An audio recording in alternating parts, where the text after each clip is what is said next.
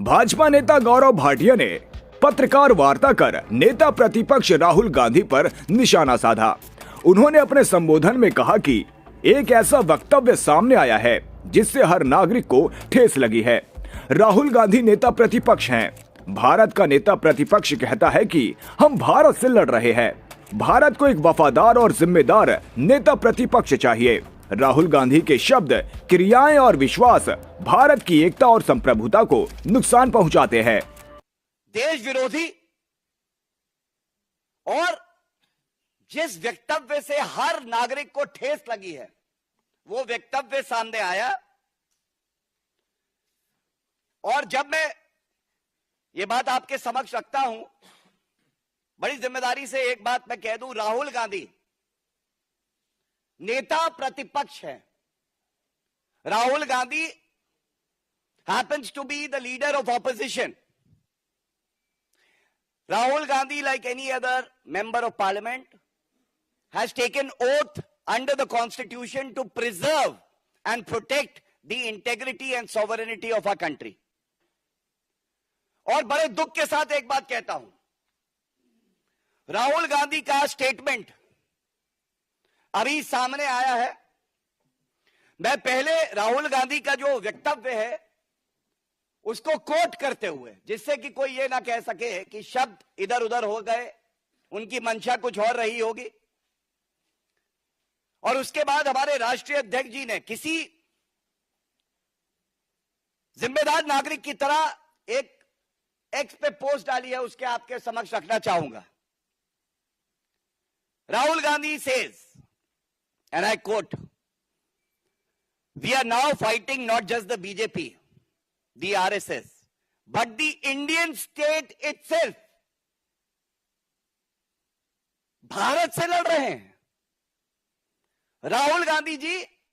नेता प्रतिपक्ष भारत के हैं। संविधान जिसकी शपथ ली है वो भारत का है, और नेता प्रतिपक्ष भारत का कहता है कि हम भारत स्टेट से लड़ रहे हैं।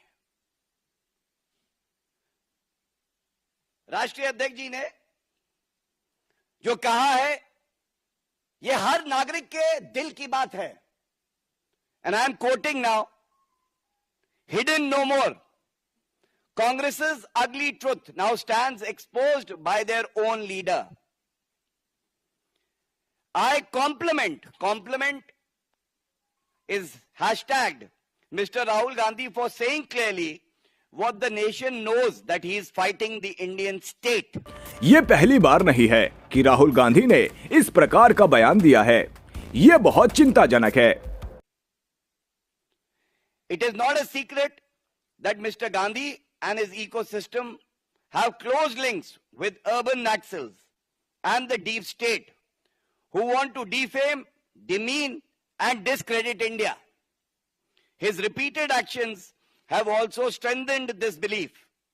Everything he has done or said has been in the direction of breaking India and dividing our society. Every word is what the people of the country are saying today. It is resonating with the feeling of the nation. Nation that is aggrieved, that is hurt, that feels let down by an irresponsible leader of opposition in Rahul Gandhi. And I can very responsibly say, India, Bharat, deserves a more responsible, a more faithful leader of opposition. And truly, it is our misfortune that we have a part-time and irresponsible, immature leader of opposition in Rahul Gandhi, who also happens to be guided by forces like George Soros, forces that are inimical to the integrity of our country. And it would not be wrong to just point out that Rahul Gandhi's words, actions, and his belief itself hurts the sovereignty and the integrity of our country. And this is not the first time Mr. Rahul Gandhi has done so.